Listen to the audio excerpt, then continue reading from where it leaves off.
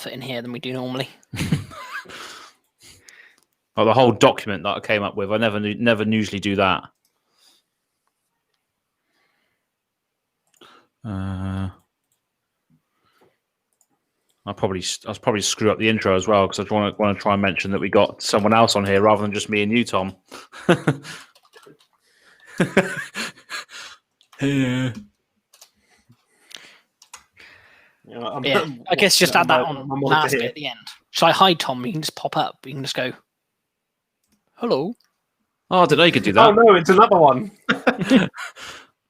That's pretty good, actually. You could give the impression it's just me and you, and then suddenly, yeah. Apart from those that have tuned in early in the know.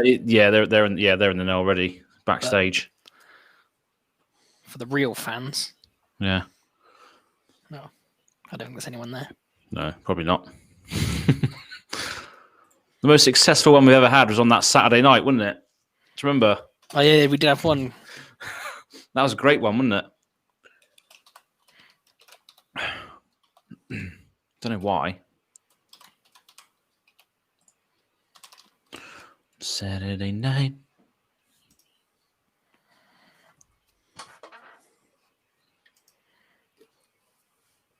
Yeah, all we need is 2 people.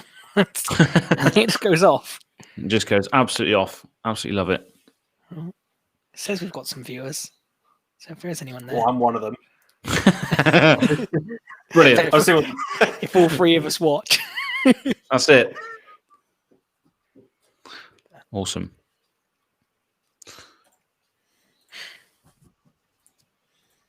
Right, so everyone's got their lists in front of them as well, yeah? No. Yeah. No, absolutely not. I can get my list up. Well, why do we need the list, Aaron? I'm going to say the cards. We've got them on screen. I guess not, yeah. That's true. They're in order. It's only if I piss the order up, Aaron. If that happens, I do have a backup spreadsheet. Ooh, okay, nice. I've got mine in a document. Yeah, I've got mine in a doc so I can remember what's coming up. Yeah. Lovely. So 3 minutes. The weird music that comes on before always gets me on edge. Well, the doodle. Yeah. The 60-second countdown. Aliens. Aliens. Right then. Well, I better just start recording mine. I always Oh, do yeah. it. But I usually do mine in the minute intro. It's when I like to do mine. I'm already doing mine. You're already doing yours as well, Tom M. Yep, mine has been going for the last 6 minutes. Cool. Good. I am here. I am listening. I am talking. It didn't really make a big spike. It's not that did. So you now got 2 markers. So you are. Just in case. Yeah. My marker's long past. But yeah, I swear it doesn't move as much as it used to. The little wiggle line. What line? That tells me how. I'll put it up. This little line. Can you see this line? This little Oh yeah. Look at that insight into the. That used to move loads, but then especially when doing the story one, it was really hard to tell when I'd stop talking when I was doing the editing because it was just so flat. Yeah. I loved it. I love that story one. That's brilliant. When's the next one come out? Do you know? Tomorrow, is it? I've already missed 1 episode. Yeah, but that's just a character profile, isn't it? Just like a character profile. It was sort of like the big introduction to Nico. So we do need to do it. Also, that's a 2-parter, so I do need to do it. It's just didn't get around to it. That's right. But yeah, we will. That's a good idea. Yeah, put Tom M from Tabletop Republic. Yeah. Just put Aaron, General Dickhead. See, I can't even just put Tom from Tabletop Republic because there's the owner, Tom. But no matter where I am, I'm always the other Tom. There, I'll go back to just being Tom then. If Cool. Right, should I put the timer on now then? Put the timer on, yeah. Let's If just I can go for it. remember how. Where is it? Right. I'll hide you then, Tom, and we'll see you in a minute. On the other side. Oh. I cut him.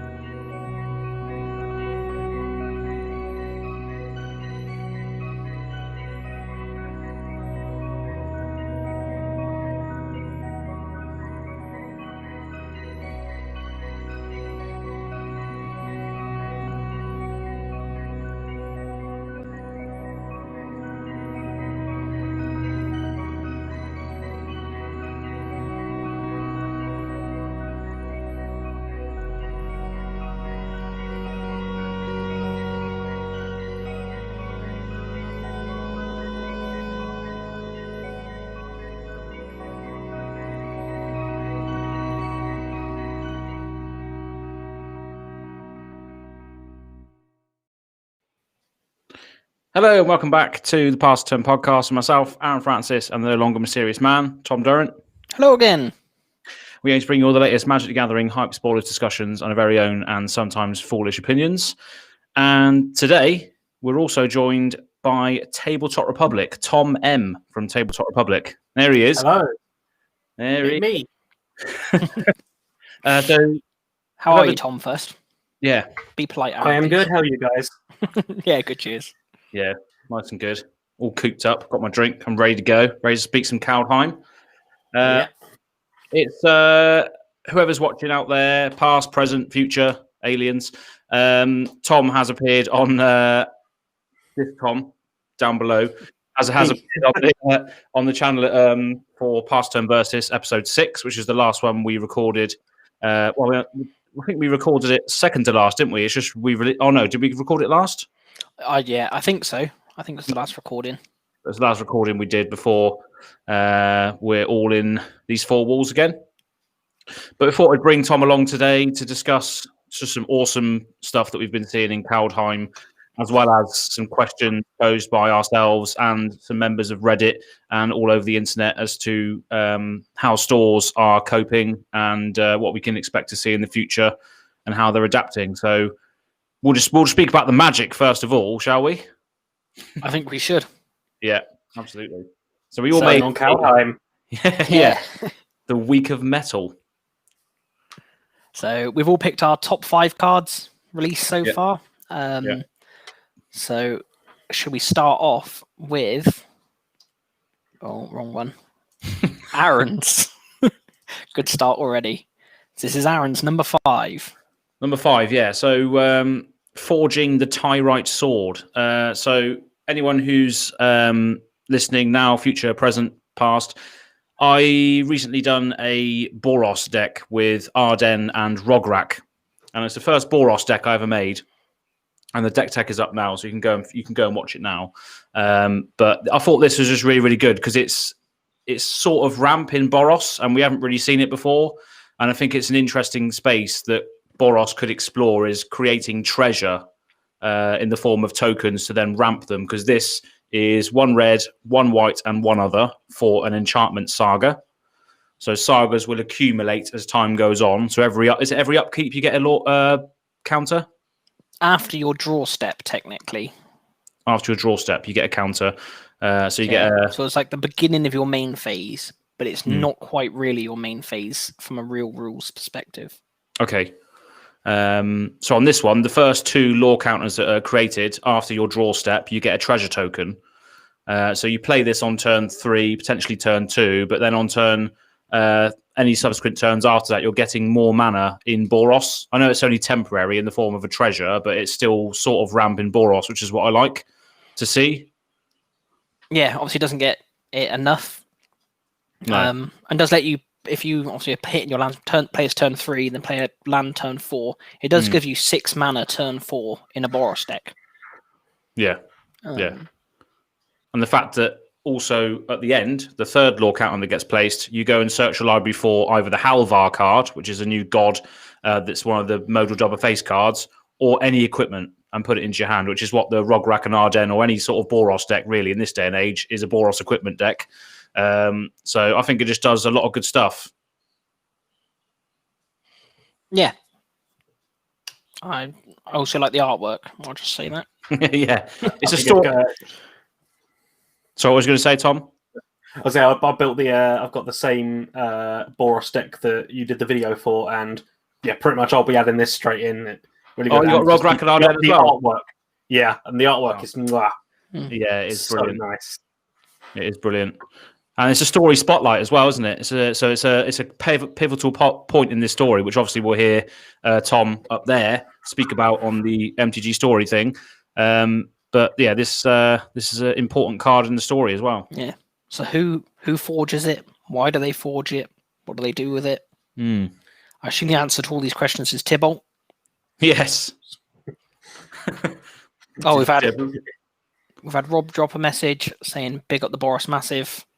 Oh yeah. So It was Rob that inspired me, I think, to build a Boros Boros equipment deck, because he plays a CEDH Godo deck, and it's all about getting Godo out and equipping Helm of the Host and having infinite combats. So I think he's definitely influenced our sort of meta in a way, which has made us all play a little bit differently, which is cool. For the worse. Oh no, I mean, it's all right. Yeah. But yeah, that's my first card. So we'll go on to the next one. All right.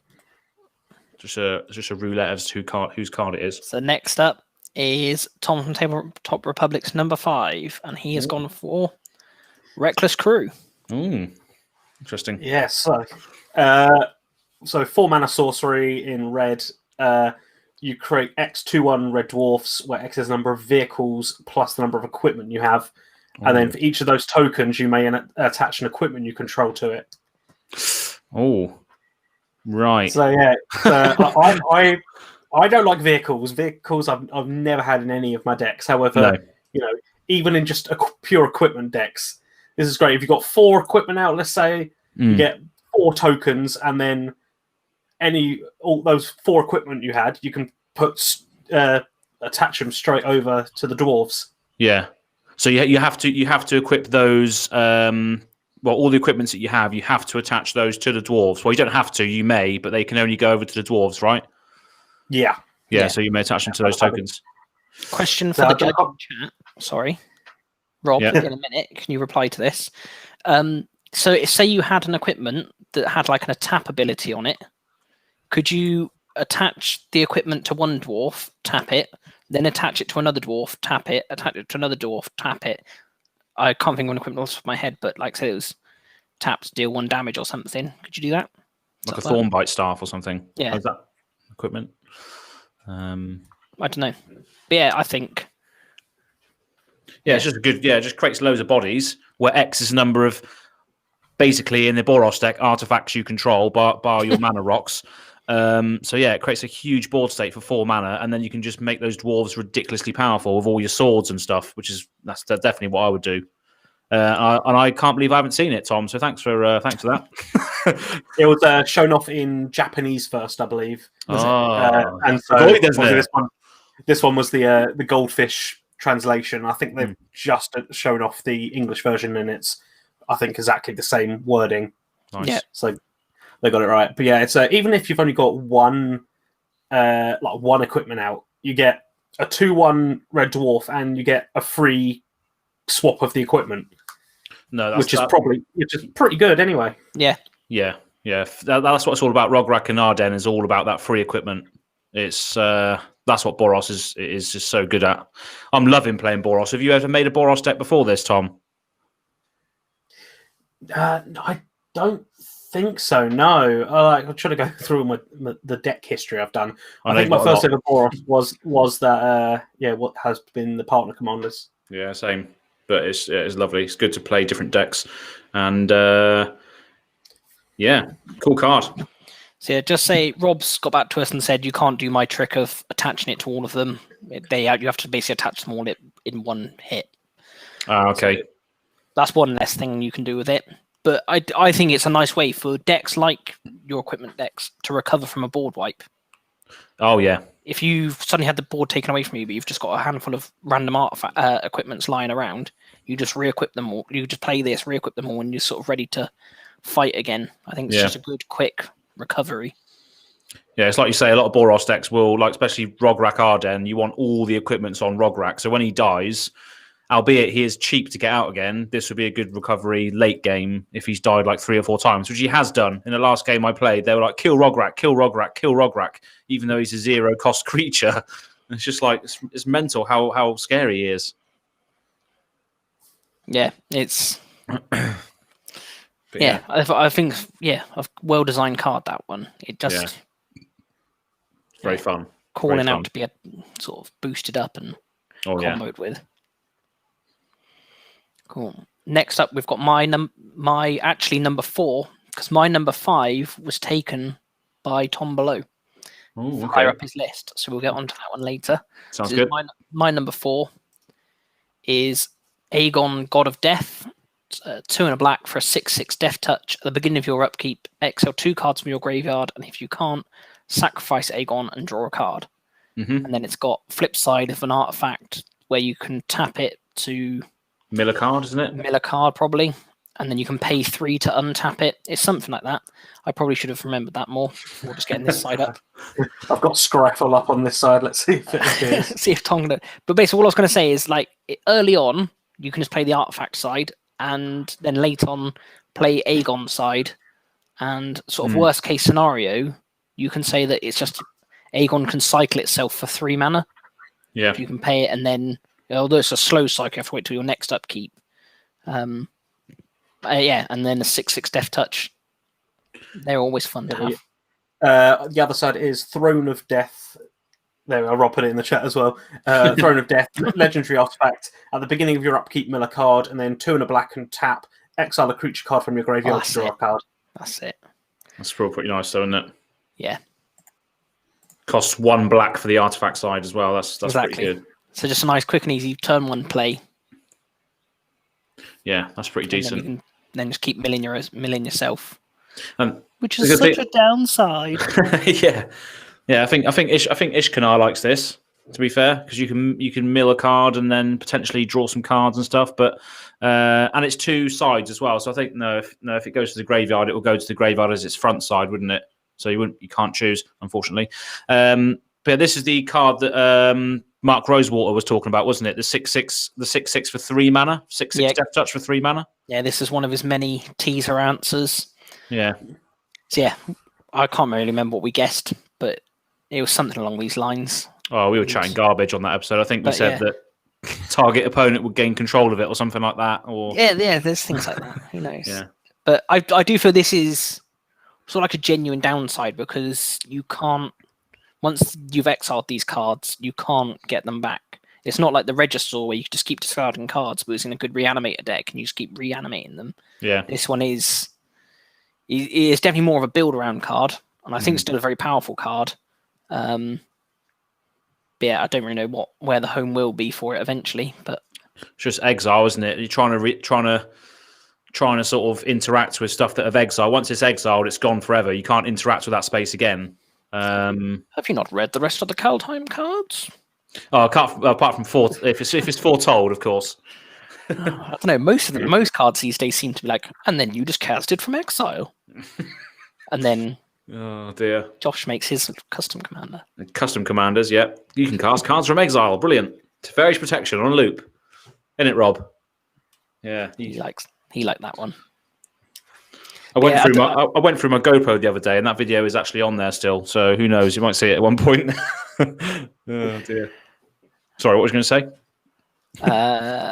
I'm not too sure it's got much of a home in Commander, the Aegon card, unless maybe you want to cast it more for the other side, maybe in Commander, just the self-mill aspect. I think that's somewhere. Tom's looking at me like I might be not thinking along the right tracks. Is there something good I should be thinking about this? No, I think I like the card, but yeah, I struggle to think of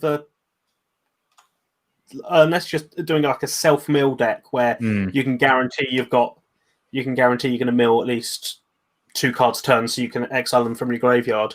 But it's going to have to be quite a quick-paced deck because you're exiling a bunch of cards with no return. Yeah.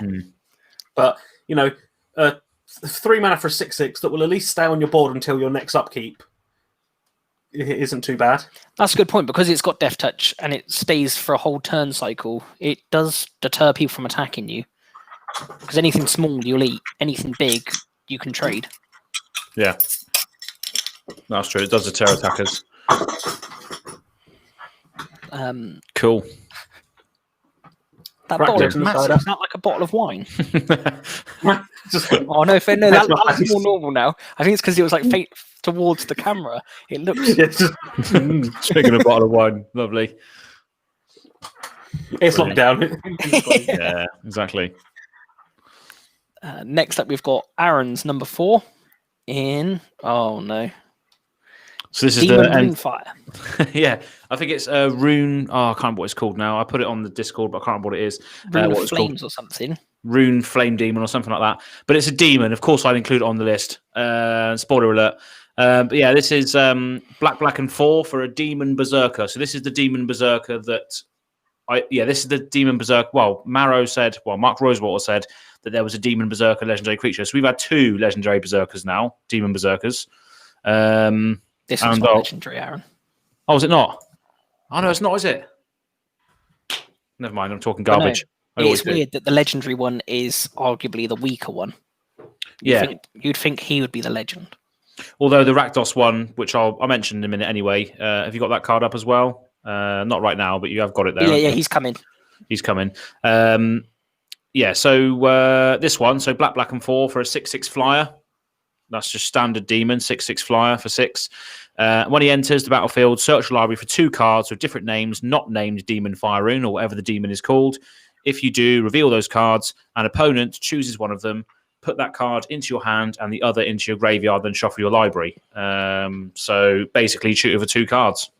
And Josh has rightly said he does want this card. I think we all want this card, to be honest. It'll be going in my Malphagor deck because that loves stuff going in the grave. It's going to be in Josh's Kalia deck, Reanimator. Because it'll be in my Chainer deck, Reanimator. Chainer deck, yeah. It's the card name is Burning Rune Demon. Burning Rune Demon. Which I think is what Aaron called it. Was it? Yeah, so I think that's what you said to me to find. And then I spent an hour looking for a card that I couldn't find on my list because they called it something completely different. Yeah. It's brilliant, though. It's basically, in Reanimator strategies, it's tutoring for 2 cards, basically, on a 6/6 flyer for 6 mana, which is better than Rune Scarred Demon, which is the 7-drop demon, which does the same when shooters for a card. Yeah. So... But this has such a downside, Aaron. What if they put your good card in the graveyard? Oh, no. I remember when demons did bad things to you. We did a whole podcast episode on demons and how they did bad things to us back in the day. Now they just absolutely love us, don't they? But absolutely. Never mind, eh? No trample, though. Demons have definitely lost their trample, I feel. Yeah. They used to just not care who stood in the way. They'd go straight through them. Not anymore. But now they just sort of stop and execute them. Yeah. They like to stop and tussle with the 1/1 spirit that gets in the way. Brilliant. Yeah. That's why number 4. So, love a good demon. Oh, next up we've got Tom's number 4. Oh yeah, of course. Which is Vorinclex. Who's this? Yeah, the one of the original leaked cards that people are like, no, there's no way that could be real. I don't actually have a deck at the moment which would be quite good for it, apart from Goreclaw. I mean, Goreclaw, it doesn't really have a counter-based thing though. No, I guess not. I mean, I will say that I've got my X-Cost Zaxara, that's the one. Oh, yeah. Zaxara Hydra deck, which is quite a bit of 1/1 counter related stuff. But if I was to get this card, I'd just make a deck around it. Yeah, I think the professor did a video on how this deck could just be a jerk deck, didn't he? I'm not sure if you've watched it. Yeah, just with Ugin, because as Josh just said, Planeswalker Tribal, just it comes in with all Planeswalkers come in with double counters. Yeah. Yeah, it's not very nice at all. And like Rob said, the artwork is all of these sort of carved arts just look awesome, don't they? Yeah, I do like them. Yeah. Rob said he could run it in Sisay. You can't, Rob, because Sisay is a budget deck, and I believe this is going to cost a couple of dollars. It's out of budget. It's not in the deck. Forget about it. But but it can go in Atraxa, because Atraxa's not budget. So I think I win this game. Yeah, you have to get it back out again. What's the budget on having it on a piece of paper as a proxy? Yeah. Fine. I just feel sorry for this chap here. Who's this? Yeah. That's one of the first story. We met this guy, and yeah, things have obviously not gone well for them. No, he's gone, isn't he? His little spindly arms went into him like water or something like that. Yeah. Just crushed. The reason this isn't higher is because I'm just not looking forward to playing against this. Oh no. Nah. So it's all fun and games until you see it on the other side of the table. Yeah. Like, oh no. Yeah, but would you rather see this Vorinclex or the old one? I'd rather see this one. Yeah, I think I agree with that. The old one is just so annoying. I hate it when the old one comes out. Oh yeah, that old one killed us in the first Pass the Turn Versus episode. That was horrible playing against that. Yes, in the Victus Asmadi deck. Yeah, we got rinsed because of that. We got rinsed anyway, but still. Yeah. It's a good choice. Again, in the right deck, though, this is going to be an absolute nightmare. Yeah. Yeah. I know the set isn't completely spoiled yet, but do you reckon we'll get another Phyrexian or not? I don't think we are, no. No. I think this is a one-off. Yeah. I don't know, maybe not. Maybe the second half of spoiler season, it's going to be like, oh, here's the remaining Phyrexians that are now loose or something. Yeah. But I don't think we're going to get the other Praetors. I think if we do, it might just be like a couple of Vorinclexes, like little spawnlings or something. Yeah, so it's going to be interesting to see why he's there in the first place, though, in the story. So I'm looking forward to hearing that. Yeah. Yeah, he's going to be both the best and the worst card of the set. Yeah, absolutely. Yeah. Cool. So next is my number 3. I think we're on 3 now. And it's Rise of the Dreadman. And similarly it's purely just because of, like I said earlier, the dwarf card is after you've been board wiped, or after a board wipe, if you've foretold this, just a single black mana to sort of rebuild the whole field pretty quickly. I think it's quite good. Maybe it's not quite good enough. I don't know. It is a bit situational. It's not going to work all the time. But I just feel that if you've got 2 spare mana one turn, throw it into Foretell and then just wait until the right time. Wait until a big board wipe. Yeah. Josh is on board.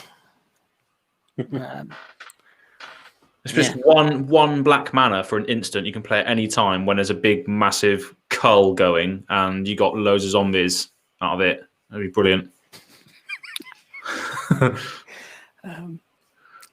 Oh no! Yeah, Rob's gonna riot. The 2 jankiest players holding this podcast. Tybalt's not going to be in there, is he? No. Just a spoiler alert. The jankiest players of the Pass the Turn team.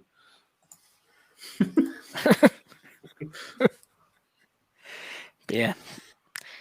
But yeah, I like this. I think it'll be all right. Also, story spotlight. Oh, of course, yeah. What's happening here? Liliana's coming to the plane. Exactly. No. Yeah. Is this a good point in the story or a bad point? Have these all come to stop Vorinclex, or is it actually just Vorinclex's friends?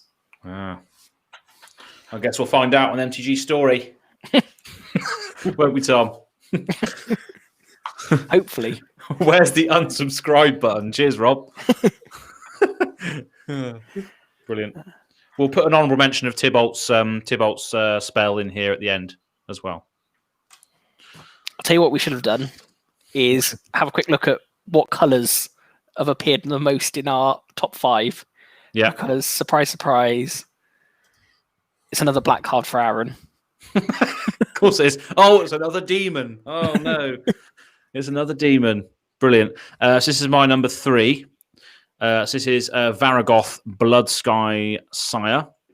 So this is a 3-drop demon. Brilliant. A 2/3 demon rogue of Death Touch. 1 black and 2 others. And has a boast. So boast is the mechanic new to Kaldheim. And boast is 1 black and 1 other. Target player, interesting. Target player searches their library for a card, then shuffles their library and puts that card on top of it. So is boast when you attack, you can pay the mana, or is it when you deal combat damage? I think it's just attack. Just attack. And as long as Varagoth itself has to attack, it can't be any attack. So this card has to attack, and you can only do it once per turn as well. Yeah. Okay. But still, I mean, having a vampiric tutor that puts it on top of the library on an attacker is pretty decent. Yeah. And I just love the fact that the demons represented in this plane are attacking demons. They're like proper offensive demons. They want to attack stuff and goad people, and they're all the war bringers of the set, which is what I like. They're not the omnipresent demon that they go to get a wish and then they get cursed or whatever. They're just like warriors and stuff. Well, this one's a rogue, but still, that doesn't look very roguish, does it? That artwork. He's slaughtering folks in that artwork. That's definitely not a rogue. But still, I just like the card because it's a tutor on an attack, which is lovely. Yeah, I think it's going to just do a lot of work. Trades up. 3 mana as well. It's printed at rare as well, so I don't think it's going to be too hard to get hold of. But, nope. Yeah, it could be definitely quite good in a deck specifically made for it. Just have any kind of combat. I mean, even by itself in any deck, having a Death Touch card which requires attacking, people aren't going to want to block it a lot. No, exactly. Yeah. So people think, oh, well, I do take 2, but then you can also letting them have a tutor pretty much every turn. Yeah, well, it's any player. So if the table is in like a hot spot, you could just be like, right, I'm going to attack you. Just let my demon go through or whatever, and then I'm going to let you, get the card that we need to destroy this player. So it's quite a political thing as well. The target player. Point. Yeah, so you say, someone got like mass enchantment removal. Yeah. Sort of thing.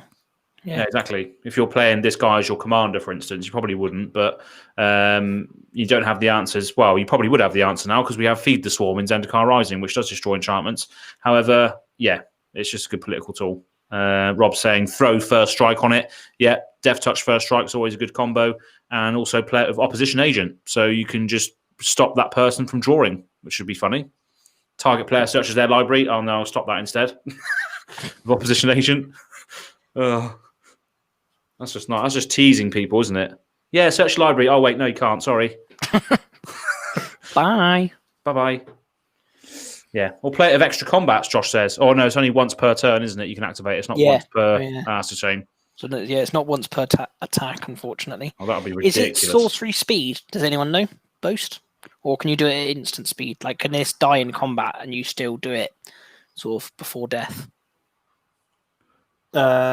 Says only if this creature attacked this turn and only once each turn. So I assume it's. So it doesn't specify it has to be sorcery. Speed. Yeah, I assume instant speed, so long as it's attacked. And then, the term attacked, I think, is literally anything from. I can't remember the specific stages of combat. But, pretty much as soon as you declare it, I think. Yeah. It counts as having attacked in the past tense. So instant speed for the rest of the turn. Cool, that's right then. Lovely. Yeah, just generally for all the boast cards, I was sort of thinking that. So as long as the clause is met, you then can do it, sort of thing, instant speed. Yeah. Yeah.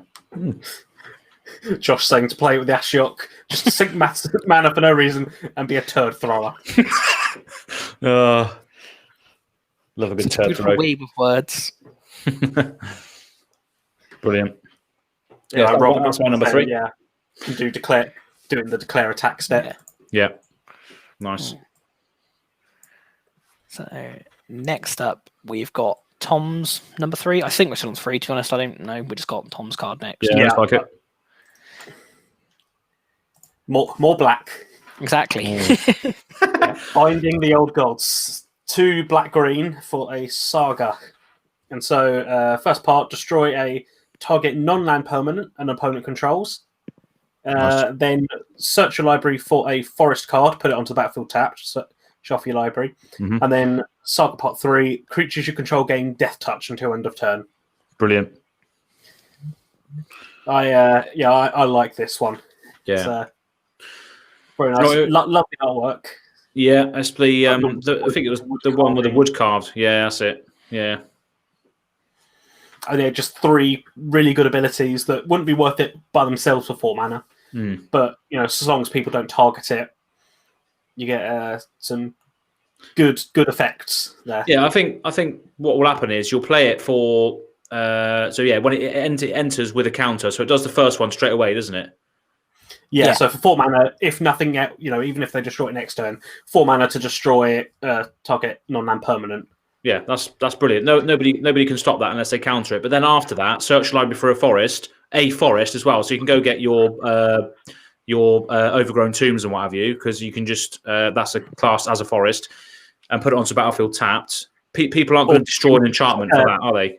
The new tap snow forest or the snow forests, yeah. So I think it reminds me of Death Sprout, because Death Sprout you could destroy target creature and put a land onto the battlefield tapped from your library. But this does it in stages. And then just gives you the bonus of Death Touch at the end. Like as Rob said, it's not like that's not a game breaker or something, but it will mess with some people's combats. And I think if you have a good board state, it's quite good. Like it's like if you're playing like the Elf Ball Green Black deck, and you just got a load of it. Like if you've got a lot of tokens, but maybe not enough to win it, this can just say, "Well, I'll throw half of them out and just force people to sort of deal with it." Yeah. So I really, I'm definitely going to put this in my Zaxara deck, because basically everything there has trample, and then Death Touch and trample, just my favorite combo, because just 1 point of damage needs to go through, and then all the rest to people's faces. Yeah, brilliant. Yeah, it's quality. Yeah, Josh with the same point there. It's like Death Sprout but slower. So Death Sprout destroys a creature. Also, this is non-land permanent. So it's just much better, I think, because nobody's going to want to stop you fetching a land for the sake of their enchantment removal, spot removal, are they? And then you get the Death Touch at the end. So very good. Yeah, so nothing's quite good enough to be like, oh, that's a target, we need to get rid of it. No, exactly. Every stages are pretty good. Definitely help you each turn. Yeah. Good pick. So next up, we've got my number 2, and it's not a black card, green. Oh, this boy! Just how can you not want 2 4/4s and a mana doubler for 3 mana? Oh, brilliant! That is a good card. I'm hoping it is actually good.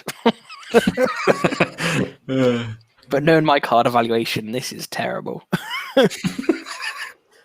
Go on, read it out then. What does he do? So it's green for a 4/4 trample troll warrior. When it dies, if it was a creature, return it to the battlefield. If it's now an aura enchantment with enchanted forest you control, an enchanted forest has tap, add green, and pay 1 and tap and sack the land. Create a tapped 4/4 green troll warrior creature token with trample. Nice. So no one really is ever going to know what you're doing either. They don't bother to read the card. They won't know whether or not you've got it's a lot of words. It's a lot of keywords there. They look at it, they think, if I kill it, are they just getting more trolls? Are they getting ramp? Are they... I don't know. Rob says he thinks it's standard playable. Yeah. I think it's vintage playable. I don't really. Legacy! I completely forgot this set was standard legal. Yeah. Yeah. I haven't opened up like Magic Arena for months at this point, so I forgot the standard exists. Commander is so much better. Yeah. I think this would be really good as well in sort of limited, and I think could be good in standard because it replaces itself, but then it also ramps you as well, doesn't it? It's a 4/4 trample for 3 as well. I think it has. I think it definitely has a place in that sort of arena. No pun intended. Sounds like a Josh custom commander. It does almost. Yeah, the wording on it is awful, isn't it?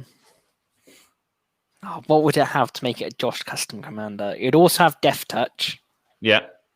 And when it becomes the forest enchantment, it would definitely tap for like at least triple green. Yeah. And then I think the second troll you get would be better for some reason. It'd be like Troll King, and it'd be like a 9/9. Yeah, and then gives all of your lands tap for any color you like. I just like land win the game. Yeah. Brilliant. Glad to see trolls getting some little limelight here in Eldraine. It would have you can cast this from exile. We haven't. Wasn't one of the creature types in the Kaldheim debut? Wasn't one of the creature types troll? Yeah, one of the realms is a troll realm. Because we haven't seen many trolls yet, have we? Not a lot. Maybe only one. Yeah, so maybe there'll be some more trolls to go along with this one. I sure hope so. I hope troll tribal in standard with Eldraine, because I really like the trolls in Eldraine. Blackbridge, Tick. Oh yeah, they're brilliant. Other one, Tick. I can't remember them, but I like them. There has been 2 trolls so far. 2 trolls, and there's a whole tribe. Yeah. Do you know what the other one is, Tom? It's a red common called Haggy Mob. 4 and a red for a 5/4 with boast. 1 and a red. Haggy Mob deals 1 damage to any target. So here we go. I'm We're sold. all trolls. I'm sold. Trolls. Yeah, no, full Jun. I'm going full Jun trolls. Jun trolls. Nice. For the trolls. And the lols. Brilliant. So, what colour do we think the next card might be? Bearing in mind it's Aaron's.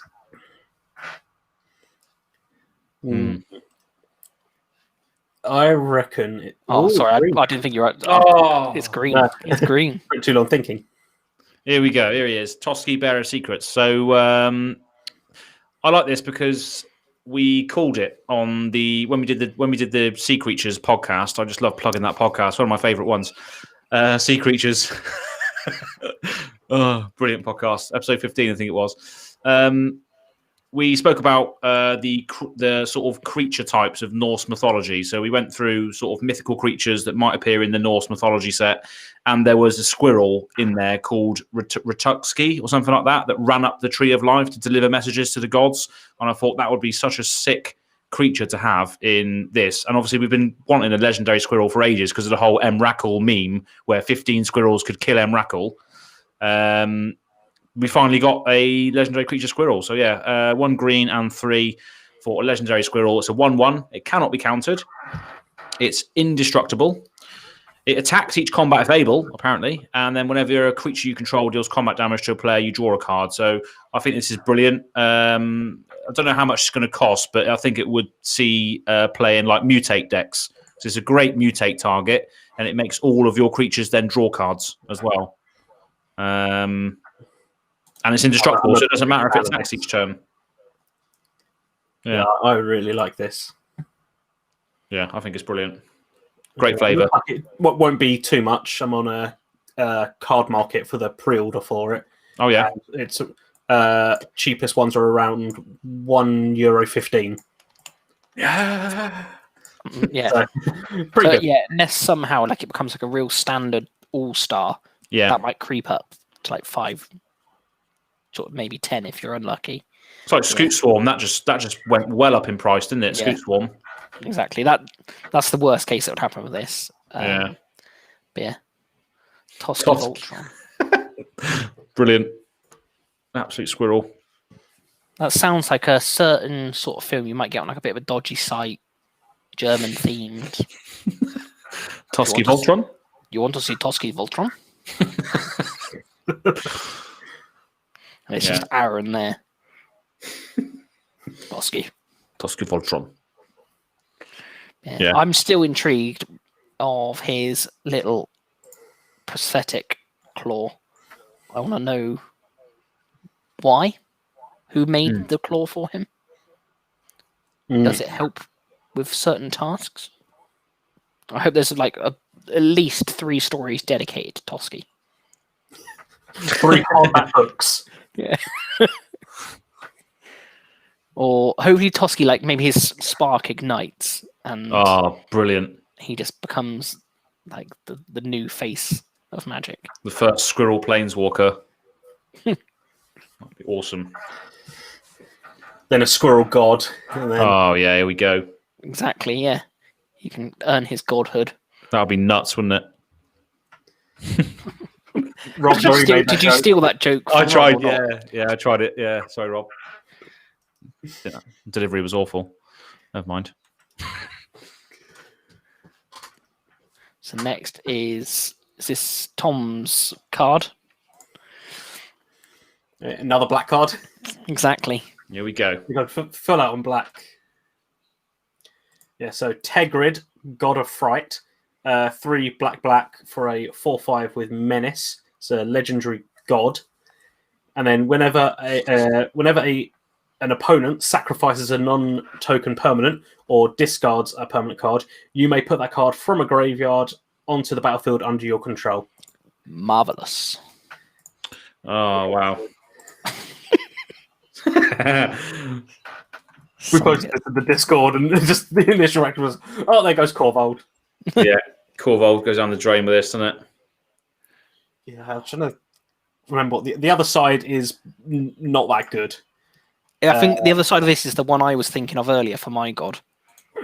It's a lantern, isn't it? It taps. Yeah. Tegrid's Lantern. Tap. Target player loses 3 life unless they sacrifice a non-land permanent or discard a card, and then 3 in a black, and you can untap the Lantern. Yeah. So it's like a really slow version of what was it? That Hour of Devastation card that Aaron uses. Yeah. So Torment of Hellfire. Yeah. That was a good description, wasn't it?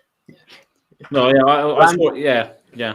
That was good, very good. Lantern isn't that bad, but you wouldn't not play this side. Yeah. Yeah. Just make your opponents draw too much, so they have to discard. All those permanents come to you. Yeah. Make them sacrifice. They come to you. This is so good, actually, yeah. Just the more you think about it, like, oh yeah, even if they have, even if they're playing a red deck where, what's the term for like draw 1, discard 1? Loot, that's the one. Yeah, if they're playing a loot deck, they're screwed. Or even wheels. Wheels is going to be absolutely horrific. Oh yeah, this is really good. Actually, has to be a permanent, but still, you're going to get a couple of things, and also even if it just stops people might have to hold on to things they wouldn't necessarily want to. Like someone's looting, they might be having to hold on to something because they know you will get it, and they might have to chuck away something that they'd have rather kept. So it just messes with people's game plan. Yeah. Yeah, I'm tempted to build a commander around this where, the one based on making your opponents draw and discard and sack, and just a really annoying one that no one actually wants to play. But build it to be like, oh yeah, this exists. Yeah, I think looking at this now, I can't believe I didn't see it before, because it works well with my Malfagor deck as well. Because when Malfagor comes in, you have to sack all of your creatures depending on how many cards you discard. So this would then make all of those creatures come onto your side of the battlefield as well, because they're sacked. Yeah. Yeah. It's like It That Betrays, isn't it? It That Betrays does it as well. Whenever an opponent sacks a permanent, you get it onto your side. So it's basically that effect just on this body. So It Betrays is like 9 mana, is it, or like 11? 11. Yeah, 11 mana. Yeah. So get this for a sweet deal of 5. Yeah. I don't know how I didn't see that either. It was another very good pick there. Very good indeed. I'm just thinking of demons and stuff, and I just miss all the good stuff. Yeah. I didn't really think this through so much, but yeah, no, this should have been higher on my list for sure. Yeah. Nice. Right, let's all go put our pre-orders in quickly. Yeah, let's go it. Screw over those Corvold players. You've had this for too long. So next up, I've got mine, and it definitely has black in the mana cost again. Yeah. That seems to just be all we're looking at. 15 best black cards of Kaldheim you've joined in today. but it's also got blue. So I think this is the first blue card we've had on the list. I think so, yeah. But yeah, the Trickster Gods Heist. 2 blue and a black for a saga. So first, you can exchange control of 2 target creatures. Second, you may exchange control of 2 target non-basic, non-creature permanents that share a card type. Then 3 is just target player loses 3 life and you gain 3 life. I just want to see the stories of the best things people swap with this, to be honest. That's all I really care about. Limited, standard, commander, I don't care. Just tell me what you swap. I want to see someone swap something really bad for something really good. That's all I want. It's like Pokemon cards, just swap, swap, swap. Yeah, this is definitely one of those cards that is more of a story that you tell in the game, isn't it? Rather than doing something of massive value. It's just one of those weird cards that then can sort of morph a game in a funny way. Yeah, like, and just give people. I also thought, just like, them cards that are like, if you can't do like the Lich's cards, so it's like instead of losing life, you discard cards from your library, and like stuff like that, and then when you've got no cards, you lose. Just do something like that. Yeah. Aaron wants to swap his 1/1 elf. No, Rob wants to swap his 1/1 elf for Aaron's massively equipped Rograph and then beat him with it. Oh no! So that's Rob's plan. Don't turn the kobold against me. I don't know why he's got a 1/1 elf in a blue-black deck though. So I feel like Rob maybe has missed the point of this and should be embarrassed with himself. Savage. Josh is swapping his it that betrays for your O2 goat. So that's how he's roll. You might have a trading post out which allows him to sap the goat to gain life. You just don't know, do you? Hey. So he's always thinking ahead. Exactly. But yeah, I'm just here for the fun of this. It's a story spotlight card as well. So again, in this particular card, Tybalt is, by the looks of it, stealing the Tyrite sword, which is going to have implications across the entire multiverse if Tybalt's got such a thing in his hands. That's a good point. And then, is that someone dead in the middle? Has he killed someone?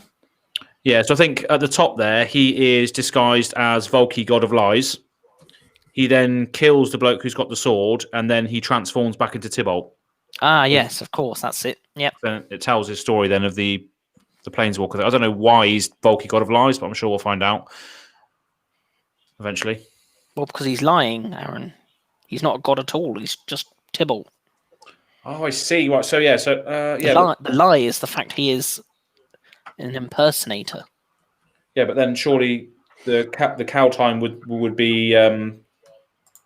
They would know that the god wasn't there forever. He just came out of nowhere, right?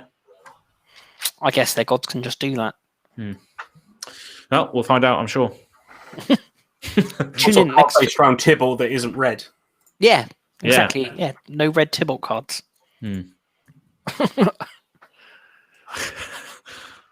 Among Us meets MTG, of course. Brilliant. Should we get the Tybalt card up for Rob now?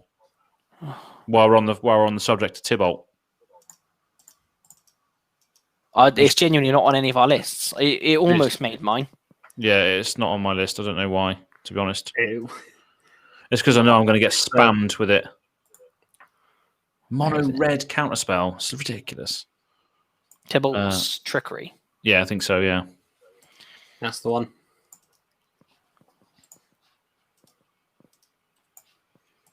If you got it up. Oh, yeah, you got it up, yeah. Hello there. Hello there. So, Tybalt's Trickery, for those that haven't read it and didn't have time to read it because it is a novel. You should have plenty of time then. Quite a lot. It's quite a lot. And then. Yeah. So, for 1 and a red, an instant, counter target spell. Well, that's new. That's novel. Red counter spell. Choose 1, 2, or 3 at random. So I guess you're going to have to roll a dice there. I don't know. Its controller mills that many cards. Then it exiles cards from the top of their library until they exile a non-land card with a different name than that spell. Mm-hmm. They may cast that card without paying its mana cost. Then they put the exiled cards on the bottom of their library in a random order. So it's a bit like a Chaos Warp, but as a counter spell. Yeah. Oh, that's what Rob's just said. It's just like Chaos Warp and Possibility Storm had an illegitimate child. Oh, two of Charlie's favourite cards. Yeah, why is Tybalt in chain? Oh, he's broken the chain. Looks like it. So it looks like he lets himself get arrested. And Sounds then like Tybalt. free. Yeah. Very, very low-key thing to do. Yeah. Yeah, it's a pretty good card. In mono red, you can stop an interaction that you do not want happening, albeit you trade it for something else that could be worse or could be a lot less worse. It stops you in the moment, which is again a thing that red wants to do, is do stuff in the moment and just see what happens. The chaos element is there, and that's what I think is brilliant about it. But yeah, counter target spell in red is just ridiculous. Very good. You can counter your own spells as well if you wanted to. Counter your own spell and then hope for value, which is what Tybalt would do in a Malfagor deck. So yeah, that'd be fun. Try and do that. You can get around rule of law effects as well, or Dranith Magistrate to turn it into a straight up counter spell. That's interesting. Rob saying. Yes. What is a rule of law effect or Dranith Magistrate? Does anyone know? Don't know what that means. They're not ringing a bell. You mean I couldn't describe it. Yeah, so Dranith Magistrate just says you can't play spells anywhere other than your hands, so you won't be able to play the spell off the top of your library, basically. So it just gets rid of that whole thing. Yes. Cool. Yeah. It's currently about €5 on Card Market at the minute, so it's going to be one of the slightly more expensive rares. Yeah, definitely. It's obviously a very unique sort of effect, isn't it? It's going to be a premium. Absolutely, yeah. First counterspell in red. Well, I think we had Molten Influence back in the day, which was a red counterspell that countered instant or sorcery unless you had 4 damage being dealt to you or something like that. It was a very, very old card, but I can't remember precisely what it did. But yeah, it's a very new space indeed. And then there's the red one that lets you counter blue spells. Yeah. Molten Influence, counter target instant or sorcery unless its controller has Molten Influence, deal 4 damage to them. Yeah, so you've got a very, very old counterspell on that, but you can just mitigate it with a 4 damage, which is nothing in Commander, which is what we all play probably the most. But yeah, what you were saying, podcast, Tom, about it was Red Elemental Blast, I think it is, which counters a blue spell, isn't it? Yeah, that's it. Yeah, I think so. Yeah. Oh, Rob said there's a fair few of them, so apparently we just don't care. We just talk trash in this podcast. That's it. Yeah. Obviously, they're not very good because you don't ever hear about them, Rob. Yeah. Not like white counter spells. Sorry, Aaron. Why did you bring that up again? Christ. Oh, is it Mana Tithe, James? Yeah. We haven't heard from James for a while, have we? But yeah, Mana Tithe. Oh, that was horrible. It's because you banned him after he Mana Tithed you. Yeah, that's it. He's banished. Tears in your eyes. Get out! Get out, James. Can't remember what deck he was playing. Probably Tassima Wolves, I expect. Something stupid. Something about even white in it, probably. Yeah, probably. Yeah, he still managed to do it with his sideboard. Yeah. So next up, we've got Aaron's number 1. And I think we all know what this is going to be. There's been a video released already. Yeah. So we already know his thoughts. And it's not black. Here he is. It is blue. Simic Bad Boy, Coma the Cosmos Serpent. I literally, going back to sea creatures, I made a list like 2 years ago, and I had a mullet and everything, like Blombits and a mullet and all that sort of stuff, of the top 10 sea creatures. And I was like, please, Wizards, give us a legendary serpent. And here it is. This is the legendary serpent we've all been waiting for. And you said that was 2 years ago. And 2 years ago. How long do Wizards take to finalize the set? 2 years. A couple of years. They saw that video. Yeah, absolutely. But yeah, so this is based on Jormungdir, I think his name is, in Norse mythology. So basically, it's a big serpent that encompasses the entirety of the Norse world. And yeah, he's absolutely massive. So in this representation of him in the Magic the Gathering, he costs 3 generic green, green, blue, blue. So good colors. Legendary creature serpent, 6/6. Probably could have been bigger. I reckon he could have been bigger. Maybe a 7/7, 8/8. But this spell cannot be countered. So you're not going to be able to stop it if it comes out. And then at the beginning of each upkeep, so each player's upkeep, you get a 3/3 blue serpent, which is called Coma's Coil. So that represents the fact that because he encompasses the whole world, you get a little part of him showing up in every single sort of plane. So representing each player's turn, you can just see this giant snake. And then he has the ability of just being able to sack one of those coils or any serpent. So you can sack one of the coils because they count as serpents, or one of your other serpents that you've got. If you're playing Serpent Tribal, hats off to you. But that'll be me, I expect. But yeah, you can sack any serpent you like, and tap target permanent. Its activated abilities can't be activated this turn. So any lands, any ridiculous creatures, you can just sack it during that player's turn, and they can't activate it. Any serpent, and then you can sack a serpent, and then he gains indestructible at the end of turn. So yeah, I just absolutely love it. It's quite on the costly side, so I don't know if he could be a commander because he's quite costly. But then in green and blue, you could probably get away with it because you're ramping out your arse with green and blue. But yeah, I'm just over the moon to see a big legendary serpent at mythic rarity. So yeah, Rob, I like it. If it's the same serpent in the I could feed the serpent. I think it is because in the flavor text to feed the serpent, it mentions how driven mad by the magnitude of the cosmos. This is cosmos serpent. Yeah, that's it. Yeah, it's similar mouth shape as well. Yeah, it just looks awesome. I love that art as well. So yeah, I really like it. Reminds me of, is it the Tender Shoot Dryad from, I can't remember if it was Dominaria or in one of the Ixalan sets. I think it was Ixalan, yeah. And so every turn you got, was it a 1/1? But then once you had the City's Blessing, so it was Ixalan. Yeah. You got they all got +2/+2, so then they all became 3/3s. So yeah, it's like that, but you're guaranteed 3/3s. You can keep this around, keep it safe. So it keeps itself, it keeps you safe. It keeps itself safe by creating other bodies, but then you can then sack those bodies to keep itself safe or tap down horrible creatures that might attack you. It's just brilliant. It's got removal on there. It's got protection on there, and it's got board creation on there. It's got everything on there, and it can't be countered either. It's the second that can't be countered, Aaron, with Toski. Oh yeah, Toski can't be counted either. So, I was going to say, is that a running thing? But then the Sarulf Realm Eater he's a Cosmos monster and he can be countered, can't he? Which is a shame. They could have stopped. They could have ran with that. That could have been quite good. I think it'd be too powerful in standard. Do you reckon? If you had too many of them. I think Sarulf is very cheap to get out as well, isn't he? Yeah. I think he's like 3 mana. Can't be counted. Would be quite ridiculous. But I like it though because it's 7 mana. If someone counters a 7 mana spell, you're like, oh, for goodness sake! And it's just like, it's just quite annoying. So having this stick is just like, yes, at least I got it to stick. I hate counter spells. I really do.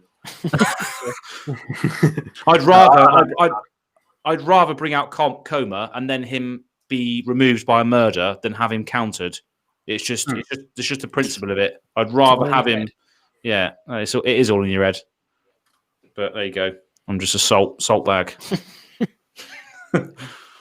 No, yeah, definitely deserving my number one. So that's Coma. Do you think these spikes, is that part of the body, or is that where it is? Like over here, there's no spikes, so I guess it's not. But what are these spikes? Is what I want to know. Well, they have like big, massive swords. Like in some of the art, they have like big, massive swords jutting out, didn't they? Like giant swords and stuff. Maybe it's that. I don't know. Oh, yeah, it could be. Yeah, something like that. I think I remember seeing the art like that. I can't wait to unsubstantiate Aaron's Coma. What's unsubstantiate do? Rob's going to unsubstantiate me. Oh, I don't like the sound of this. What's this going to do to me? Okay. Return target spell or creature to its owner's hand. Oh. So it's not countering it, but it basically is. Well, it's just delaying the inevitable. It's just going to come out eventually, and then you're going to get eaten by it. So just play them 1 mana, give your creature hexproof until end of turn, Aaron.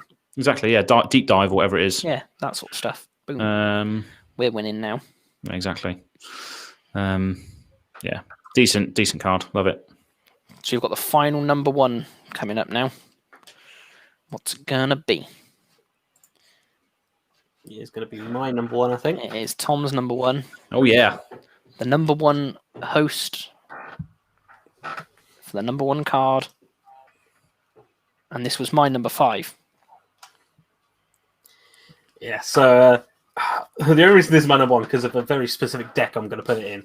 But it's a Goldspan Dragon, 3 red for a 4/4 with flying and haste, good old classic dragon abilities.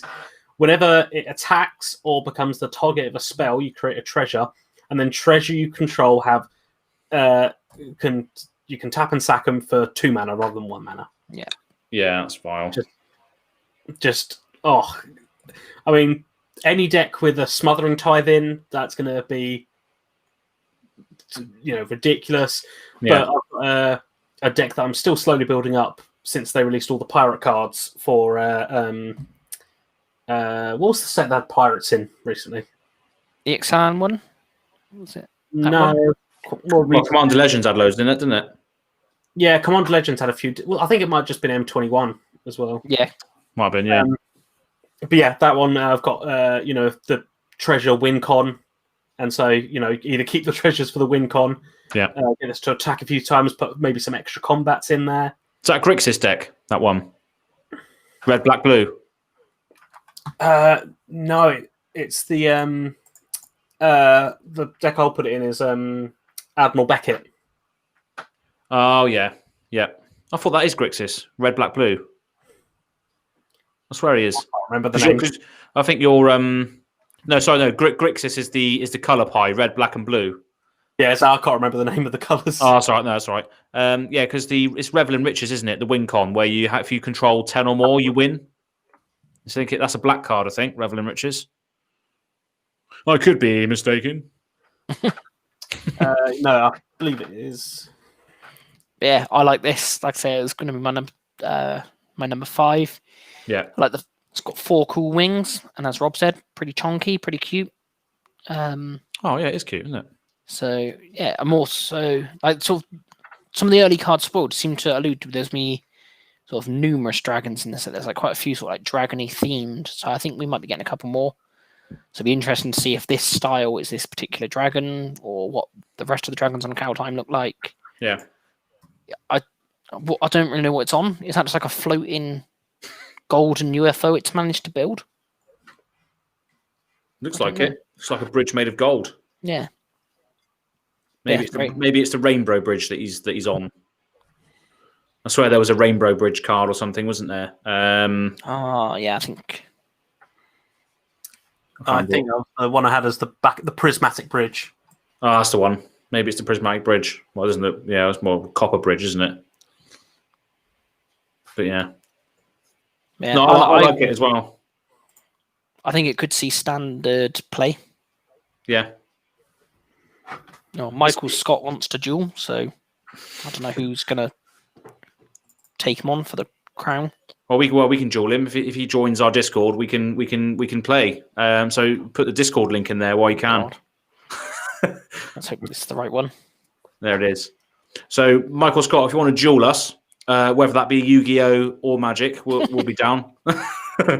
So yeah, just join the Discord. We got loads of people in there. Always playing games every Thursday. So yeah, go and join that, and we can join in with the fun. Yeah. Rob's made a point, and which is why I think it's gonna be like sort of standard playable, possibly. Is Yu-Gi-Oh? Oh yeah. I'll put that with the collection of tap. I think I've got some Yu-Gi-Oh cards down here actually as well. Yeah, I put them to the side somewhere. They're like almost here. I haven't played in ages. I'll have to get them out at some point. But anyway, going back to this. Just Rob said it's effectively only costs 3 mana because it has haste. The turn it comes out, you attack, get the treasure, and then you can get 2 mana back. Yeah, that's true.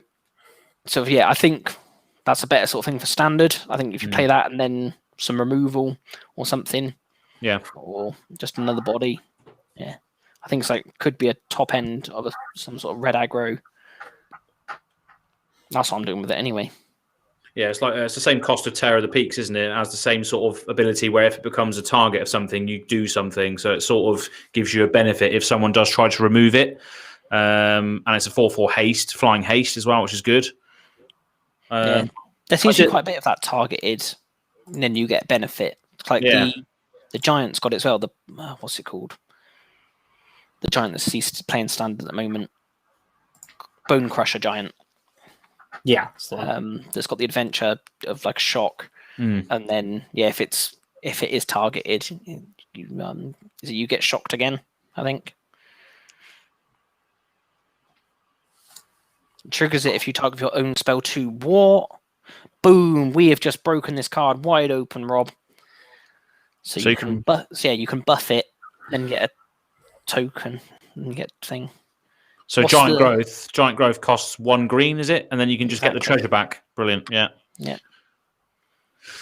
Maybe it does go in Ataka then. There's quite a few good things about this card. Yeah. I am looking forward to seeing what combos and what shit I can pull with it. Yeah, definitely. Yeah, it's pretty decent. It's red ramp as well in a way. Well, no, it's not because it has to be targeted, but still, it's still pretty good. Nice. Yeah. Some good cards. Did you have an honourable mention as well, Tom? There are some honourable mentions now. I did put in an honourable one that was number 5 before. What was the last one that came in? I think Tegrid just knocked out the top 5, which was the another double face card. This one was a Seeker, God of the Tree. Oh, there she is. Look. 1 green for another god, 1/4 vigilance, taps for any colour, and then other legendary creatures you control have vigilance and tap for any colour. Just made for Sisay. Yeah, that is good. That is very good. And then the other side is the Prismatic Bridge, which is Wuburg. One of each colour.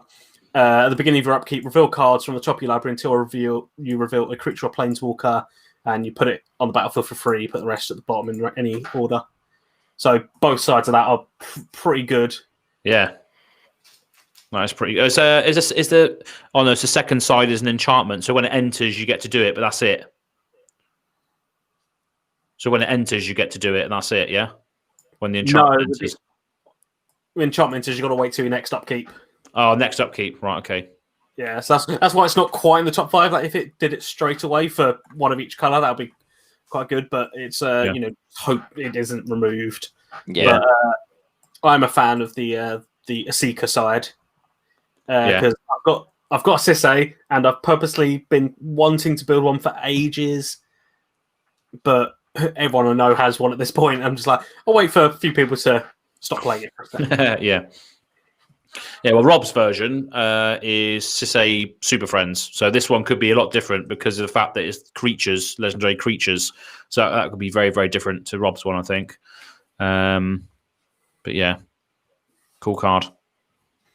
I had an honourable mention as well, which is Carder, I think his name is. Yeah, there he is. Carder Doomscourge. So this is another demon. Surprise, surprise. Berserker. Demon Berserker, yeah. So this is the one. This is the Berserker I thought was going to be. Oh no, it is a legendary creature. I keep getting confused between the mythic and the uncommon commander. So yeah, I keep getting confused. But yeah, so 2 generic black red. So Rakdos, legendary creature Berserker, uncommon rarity.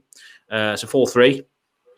So when Carder enters the battlefield, until your next turn, creatures your opponents control attack each combat if able, and attack each player other than you if able. So it just basically goads everybody's creatures apart from yours, which just creates utter chaos on the table. And then the second part is basically a Zulaport Cutthroat for combat. So whenever an attacking creature dies, each opponent loses 1 life and you gain 1 life. So you're going to be reaping some souls from the people that are falling in battle. And I just like this card because I'm putting back together an old deck, Big Jun Spider, Thantis the Warweaver, which basically just wants to make everybody attack each other. Yeah. And that deck is awesome. It's pretty awesome. There's an episode on the channel a while back of it playing, and it's just hilarious. It just warps the whole game because everyone has to attack each turn. So yeah, I just thought it would be good for that sort of deck.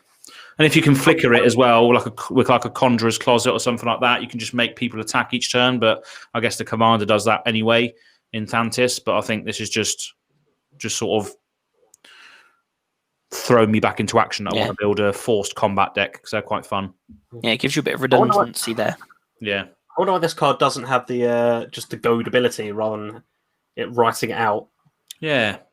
I think it's just for standard players. They don't like using sort of mechanics as like sort of one-offs. I think if this had been printed in the supplementary product, it would have had goad on it. But I think because in standard they don't like, because if you're new to Magic and you open this and it says goad and you don't really know what that means and there's nothing else that sort of references it. Yeah, maybe. When you say that, but they did mutate in standard. So yeah, but at least you could open millions of mutate cards and be like, I don't know what any of these things do. But yeah, again, I like this for standard as well. I think I might pair this with the dragon and have myself a good time. Yeah. But then in standard, they would have to attack you anyway. So it doesn't really loot. I'll get on the crackback. I guess, yeah. Like, I'll just make sure, okay, do quick maths. They can't kill me, throw this down. Then I just know, bang, smack them hard next turn. That's true, yeah. If you've got big creatures out like dragons and demons and berserkers and that, you're going to want people to attack into your creatures because they're just going to die, aren't they? Yeah. So I guess, yeah, it could be good to sort of force a sort of soft board wipe if you've got more powerful creatures than they have. And then you gain some life as well when and they lose life. So yeah, brilliant. Good. Yeah. More importantly, though, these are flying ships. Oh yeah. Like what? What? So yeah, in the demon realm, apparently the boats just fly around instead of sailing. Yeah. Yeah. Well, they came on ships of fire, the demons. Yeah, I'm looking forward to see where and how they appear and why everyone's fighting. Going to be interesting. Yeah, and at first I thought we had 4 legs. I thought this was one leg. I thought this was another leg, but it's actually something else entirely. Not for children. That's another leg. But I thought this little bit here was another leg again. So I thought it had like 4 legs. Yeah. But yeah, it's not. It's, I don't know, just loincloth. Just loincloth hanging down there. Oh, wait. I just realised I've just done all that. I didn't actually have it on screen. So yeah, sorry. This leg, I thought this was a leg. Yeah. And I thought this was a leg. And I thought this little bit here was another leg. I thought those were the 4 legs. I could see where you're coming from there. Yeah. That's cool, yeah. Obviously, the set's not all done yet. I mean, this top 5 could probably change. Yeah. Who knows? I mean, there's a bit of flavor text on a card which references the god of the sea in this realm, which is, if you look on the MTG story bit, it references a card called Cosima, I think it is, Cosima, and it references the god being the god of the ocean, but the Cosima used to be a cosmos monster. So I reckon there's going to be a huge sort of sea monster in this set as well, and that's the thing I'm looking forward to next. Hoping it's going to be a giant sea monster, but in the form of a god, and hopefully a double face card as well. Because all the gods are double faced, aren't they, in this set as well? I think so, yeah. Yeah, so there's a flavor text. So yeah, here it is. So not a massively overwhelming card. 4 blue for an instant. The owner of target non-land permanent puts it on the top or bottom of their library, and or return target non-land permanent to its owner's hand. So you can do both of these. Oh, you can do both. Yeah, makes it a bit better. Then it says, which one of you slug-brain milksops forgot to make an offering to Cosima, Yulka Navigator? And then it was in the sort of guide to Kaldheim article that then gave us more information on Cosima. Yeah. So and if you look at the art as well, it looks like there's like a bunch of tentacles throwing the ship out of the water. Is there? Yeah, it looks like if you look at the wave, it looks like there's some tentacles throwing the ship out of the water underneath the water. Look. Where? Those two big shadows on the right side of the It looks like they're tentacles throwing the ship out of the water. See, now I think that's just the water. Oh, right. I don't mean to be a bastard, Aaron, but at first I thought you meant these ones. I was like, no, that's the tree. Near the water. Yeah, that's the tree. Someone else can read that. Valexion. From Twitch. No, sorry, I had the I and the L the wrong way around. Sorry. Yeah, Valexion. Pleasure to have you. Pleasure to have you here. We're just looking at boats. I'm looking out the sea or a tentacle. Yeah. Is it water? Is it tentacle? That would be coal. That sounds dodgy. Right then. So yeah, looks like a good set. What are your thoughts on it, Tabletop Republic? You're speaking on behalf of all of Tabletop. Yeah. Oh, yeah. I am really looking forward to this set. It's going to be quite good. Obviously, going through quite a lot of the cards, quite a lot of them are very specific. Yeah. And so it's going to be quite good for Commander. Mm-hmm. I'm not sure how it's going to affect Standard because I haven't really played Standard a lot recently. Yeah. But I don't think it'll make too many waves. But my favourite bit about this set is just the artwork. Oh, yeah. Just almost all the artwork is just smashing out the park. I just want so many of these cards on posters and it's like I might just get a load of set boosters and just hope for the cool art on the art cards at the front. Oh, they said you got a chance of getting it like a gold signed on one as well on some of these, wasn't they? They say that in the debut. Yeah, you could get that before as well. All right, with the Zendikar ones. Yeah. I think it's about 10% of a chance you get it as a gold signed one, but pretty just love the art. No, yeah, I absolutely love it. I wouldn't mind if someone played a art card as an actual card in a game, just because they look so good. So I wouldn't mind that. I think did you have one, Tom? Or I've got your Moth. Yeah, I just think awesome. I had an Omnath as the Omnath art card for a bit before it arrived as well. Yeah, because as long as you know which card it is, it's fine. Yeah. Well, we've had a question from Valexion from Twitch. Speaking of Commander, may I ask an opinion about EDH partners? So, Tom, you had a pretty strong opinion of this on our very, very first podcast episode. You said that partners will never come back. They'll never come back. I did say that, and since then they seem to be back every set, and bigger and more crazy than ever. Yeah, I didn't think they would, but they definitely did. Rayhan and Shakashima, or Val Smasher and Shakashima. Oh, which one is Shakashima? Does anyone know? Well, if Valaction's referring to the new one, it's where it enters as a copy of a permanent, and then the legend rule doesn't apply to permanents you control, or something like that. Because you could essentially bring out Val Smasher and then have Sakashima come in as a copy of Val Smasher. So you can just whenever you cast a spell, it's doing random damage to everyone twice. So that's pretty disgusting, and it gives you access to Grixis as well, which is blue, black, and red. Yeah, I think that's the one I'd go down personally. Yeah. I think Rayhan's more counters, I believe, black and green counters. So that'll be a Sultai partnership. Yeah. So then 3+1. I think. Yeah, Val Smasher is just utter chaos with Sakashima. But then also, if you copied Rayhan, whenever a creature control dies or is put into the command zone, you can put all those counters on stuff twice. So Sakashima is brilliant because you can just copy anything. It just accentuates what's already in the command zone by having another version of it, which is really, really good. This is what Bart played against us in Pass the Turn versus 2 was Rayhan and Ishai. Yeah. Rayhan's definitely Dominaria. What a great set that was. So many legends. Awesome. But partners, I think they're really good. I'm not sure if you were here earlier, Vlaxion, but I've got a Rograk and Ardenn deck, and I think you have as well, Tom M. You got a Rograk and Ardenn deck as well. Partners are just they're doing really well at the moment. Some good stuff there.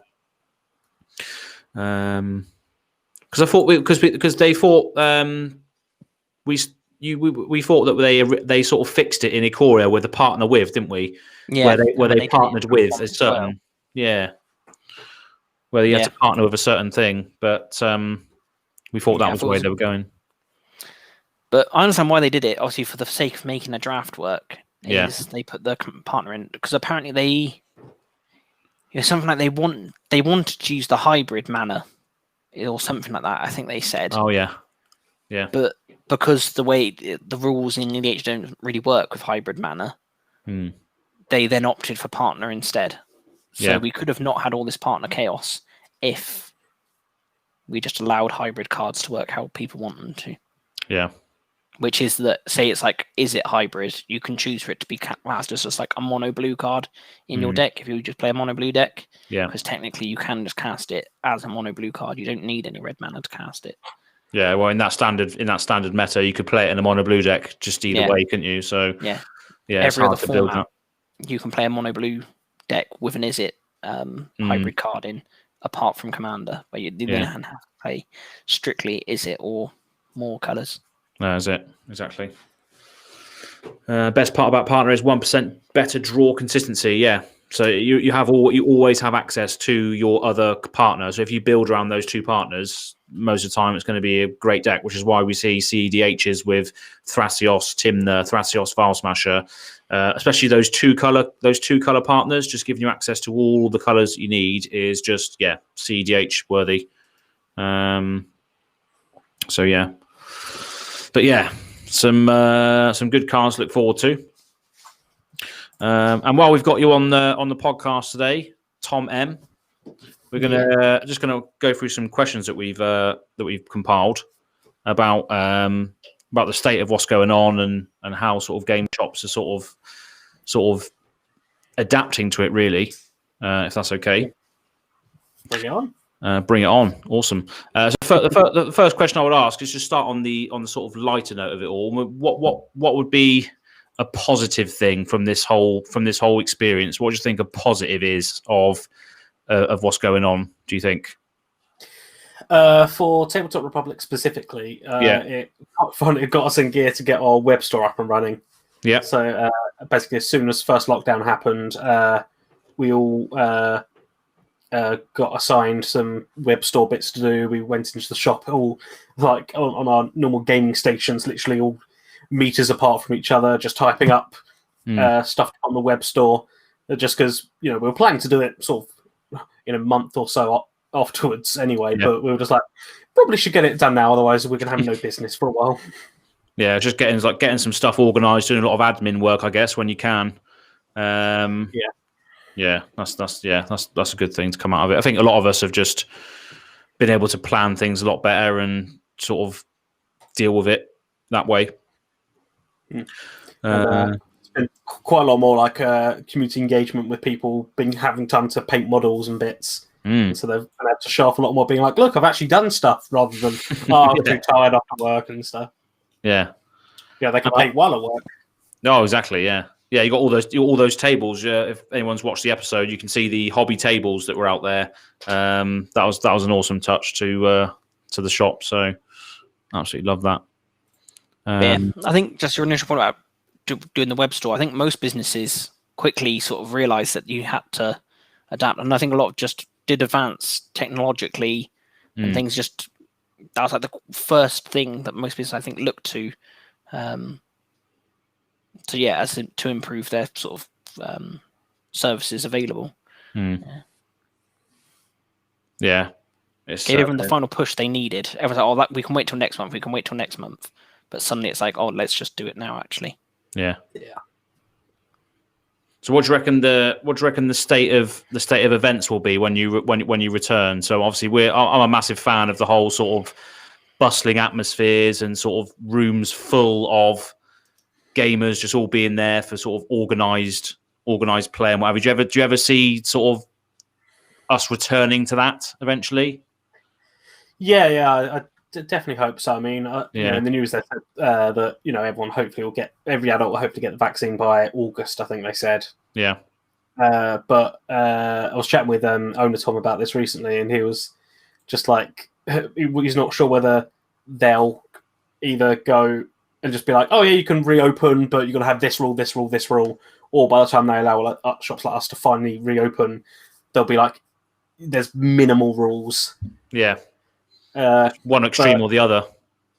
Yeah, so like before lockdown, our events we had face coverings required, 2 meters apart and spaced out, so they had at least a table between them.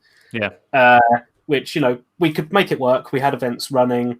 Obviously, quite a few people were a bit iffy because either they didn't want to go outside, or had to quarantine for a bit, and so there was a few different reasons why some people didn't turn up. But we still had all the locals coming down, which was really good.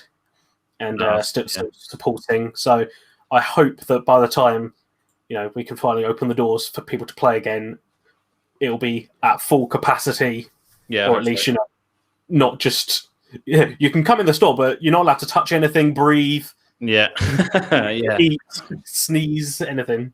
Go on, so I'm sorry. I was just going to say, I personally feel the way it's going is we're going to stay in this sort of hard lockdown. Until there'll be a sudden thing, they'll say, okay, 33% of the people, and particularly all the vulnerable people, have now been vaccinated. We believe it's going to be more safe. And I think they were just going to say, like, shops can open. I think they'll still recommend people wear masks everywhere and things like that. But I think just suddenly we'll just have a snap and it will say, not that we're in a safe zone, but if we're sensible, we can just sort of go about things. Yeah. But people won't be sensible. No, they won't, and then we will end up back in a full lockdown again. But yeah, it's just a moment. It just seems to be going a bit of a circle, doesn't it? I mean, it should be hard for as long as it's needed, and then we can just go back to normal straight away, rather than just this whole sort of layers and all that stuff. Just do it hard for as long as we need, and then afterwards we can just go back to normality. But people just don't sort of listen to it, do they? Unfortunately. But that's another discussion entirely, isn't it? Really. Luckily, the whole audience at Tabletop has been amazing. There hasn't been a single person that we know who's purposely been breaking rules. Yeah, exactly. People who have been like, "Oh, I'm not coming in because we have to wear masks." Everyone's just been like, "We understand. It's not essential. I'm not coming into the store to play games. Isn't a thing which I need to do. I'm doing it because I want to. So therefore, I will wear a mask for to be safe." Which is exactly the kind of mentality that I hope everyone wants. Oh, no, definitely. And it's a brilliant store to visit as well, because when we did the Pass the Turn Versus episode there, it's just like the tables, nothing I've ever seen before. So much space. It was an awesome place to go. Thanks again for that. That was brilliant when we did that. No, I'm looking forward to hopefully when we can do it again. Yeah, the tour number 2 rematch. We'll actually play the right rules this time. It could be no Kieran or no Kieran's decks. Oh, that's funny. Yeah, that was a very good start that you had. You can go and watch that now, past, present, future on the channel. So going into more of a morose thing, then what do you think has been the hardest hitting of this pandemic for not only yourselves but maybe gaming stores in general? What do you think has been the hardest hitting thing? Is it the events? Is it the actual sales? Or what's the hardest hitting thing, do you think? Yeah, I suppose for pretty much most of the stores is definitely the monetary side. Yeah. Obviously, we're not having any of the events which we were having weekly events, which was one of our main sources of income. Yeah. But now the web source picks up a lot. That's been quite good, but it's still not the same amount we would have had if we were open. Yeah.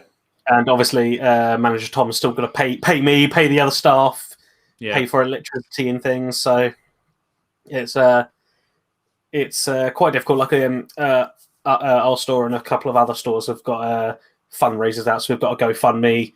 Yeah. And then I know there's a few other stores who've got things like that just to help them through. But we've been lucky; we've been able to survive. But yeah, definitely the monetary reason, and I suppose on a sort of lesser level, but just not being able to see people. Yeah, I know. Going from seeing people that are on their regular tables, on the having their regular games, to seeing them maybe out shopping, waving from a distance, being like, "Oh, it's you! I remember you." Yeah, from the nose up. Yeah, I mean, it's like the whole Christmas thing. I mean, I remember you saying that you couldn't really do much over Christmas either because of the whole thing. And it's just it is the whole seeing people thing is it's a killer. I'm originally from Essex, so all my family are back there. So when they announced the really strict stuff, I wasn't able to go home. Yeah, which was it was difficult, but made the most of it. Yeah, that's all you can do, really. Play some EDH online using our Discord. Whee! Yeah, that's what I did. Nice little transition. I think we played on Christmas Eve, didn't we? Oh, did we? Oh, so you and Rob played on Christmas Eve. Was it you and Rob? When he said, "Oh yeah, I'm gonna play Tom. I'm gonna play him with my one-on-one Godo deck." Yeah, it was. What a nice present that was. And even with my best deck, I couldn't beat it. Yeah, it's geared for 1v1 commander. That deck. It's probably not even a commander deck, really. What are you suggesting? Yeah. I've got a question from a Reddit user that said, "What kind of prize structure do you use?" You allowed to say that? Like prize structure? Yeah, prize structure for maybe like tournaments or events that you do. Do you do any prizes or anything like that, or do you have to be? It sort of varies on what kind of event it is. I'll go through a few different examples. So for pretty much all the events, we either do trophies or little photo frames with first place, second place, third place, like a fancy graphic on it that I make. And then depends on the tournament. So for 40k, normally that's it. Maybe we give away like some 40k badges that we got nice. Straight from Games Workshop. Yeah, Magic, packs and mostly promo packs, which is what they're meant for. Mm-hmm. And then Yu-Gi-Oh again, just normal packs, and if they send us some little promo bits, go for them. And then that's like all our tournaments. We keep like the ticket price as low as possible because it's at the moment it's mostly just for sort of the fun of playing in tournaments. But eventually, like we had a owner Tom does a yearly, I think it's like bi-yearly Blood Bowl tournament. Yeah, where it's a bit more for entry, but the top players each win a brand new team, which is 20 quid, 25 quid RRP. And so it does differ for all the different things, but we try and make sure everyone goes home with some goodies. So there was one of the best ones we did was a 40k tournament where so I couldn't find the tape measure earlier, annoyingly, but we got a tape measure and printed the tournament logo on the tape measure itself. That's cool. Yeah, that's cool. So everyone got a little freebie that they could use during the tournament. Like a bit of memorabilia. We said doing like little trophies and like plaque things you make and stuff. That's pretty cool. I've not heard of that before in other LGSs that I've been to. So that's a nice little touch. One of the things we were hoping to get sort of around now, but either went missing or wasn't shipped. But owner Tom was looking at getting some 3D printers, and so we can get custom made, we can custom make our own little goodies that we can give out of like either heads or tails style flipping coins with our logo on. Or have you got your own? Have you got your own dice? No, but we're definitely gonna look at see if we can get one that isn't rigged. Yeah, weighs the same on all the sides. That's the problem, isn't it? With dice, you've got to be really careful that you are making them not just to look cool, but are actually genuinely not cheating. Another question I thought was quite interesting is it easier to another one from Reddit? Is it easier to retain loyal customers or get new ones? I would probably say retain. Yeah. Because just looking at our store itself, we've got for Friday Night Magic, we have the same group of people that pretty much turn up week in, week off. We had there's a few guys who split between us and Axion now. Okay, yeah. Who, the big dogs in Magic who are local to us, but that's why we focus on a few different games because we don't want to be known too much for just one thing. No, exactly. Yeah. But when they closed because of COVID and we were still able to do events because of spacing, they focused on us a lot, and hopefully we'll be able to retain them. Yeah. But it's definitely a lot harder to try and get new players because word of mouth is one of the main ways we can promote out. And then it's hoping people that we do Facebook sharing competitions so people can see us and be like, oh, let's check out these guys. Oh, they play Magic. I'll head there. But once you've gone, advertised in the local area, that's pretty much it for local regular players. Yeah. Hope that we've got enough of the local audience that would be interested into the store already. Yeah, definitely. Yeah, it's definitely the only one there, isn't it? I mean, you do, as I said, you do a bit of everything as well, don't you? It's not just Magic, it's not just Yu-Gi-Oh! It's a bit of everything, so everyone can sort of come in and get whatever their geekdom is, which is what I like as well. But yeah, just looking at other questions that have been submitted. Some of them are just, one of them was a statement. Is your fridge running? If yes, that's good, because my name is Duke Nukem and I want 2 beers. Oh, brilliant. Classic. Duke Nukem. Is that the reference to I'm here to kick ass and chew bubblegum or something like that? And I'm all out of gum or something? Yeah, I think that's the Duke phrase. Yeah. Another interesting one. Primary demographic of your customer base. Probably just people like us, I imagine. Yeah, pretty much just the 3 white male guys on the screen. No single 1% ladies. No. We've got. I like to think that we've got a fair amount of what the area is. It's not 50-50 split between guys and girls because obviously it's more aimed towards nerdy guys, but we have got a good female representation. I mean, my girlfriend's volunteer at the store. She does all kinds of stuff, and we have a couple of the DMs at the store. Girls, especially in the D&D side, it's very much a lot more 50-50, whereas on the 40k side, I think I can't think if we've ever actually had like in the tournament side, I don't think we've ever had a female player in a tournament yet. But we hope to. We're a very accepting space that as long as you're playing and not cheating, who's actually matters. Playing. But it's the stereotypical person you'd expect in a store. It's one of those things where you, even if no matter how hard you try to be not trying some things, people like us, it's everything that we do in the store is catered towards us. Yeah, cool. Just trying to look down the list now. Have you seen any other ones that stand out, Tom, at all? Any other questions that you might have come up with? No. I'm not very good at coming up with questions, Aaron. You know that. That's right. Tom, no worries. Why is your hair significantly shorter than when it was when we last met you? It was the classic lockdown thing of the barbers are shut. This is getting like, it was like just getting to the annoying point where it's covering my ears when I wear headphones and stuff. So I was like, hey, Megan, my girlfriend, here's a trimmer, just shave it all off.